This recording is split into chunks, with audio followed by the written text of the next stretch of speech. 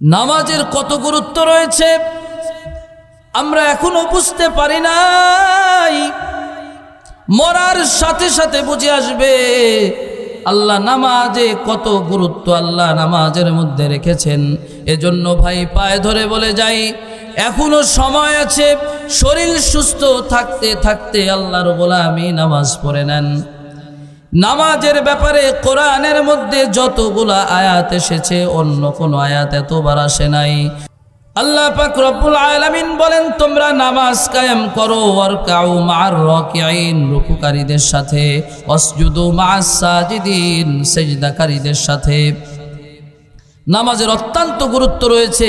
যারা নামাজ আদায় করবে এদের জন্য আল্লাহ অসংখ্য পুরস্কার রেখেছেন।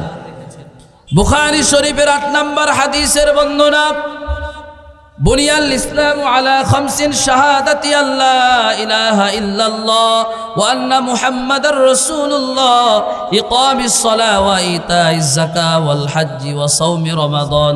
আল্লাহ রাসূল বলেন, ইসলামের স্তম্ভ ৫টি, শাহাদাতু আল্লা ইলাহা ইল্লাল্লাহ ওয়া আন্না মুহাম্মাদার রাসূলুল্লাহ, আল্লাহকে মানা, আল্লাহ ইলাহ এক জানা, এবং রাসূলুল্লাহ সাল্লাল্লাহু আলাইহি ওয়াসাল্লাম আল্লাহর রাসূল এটা জানা।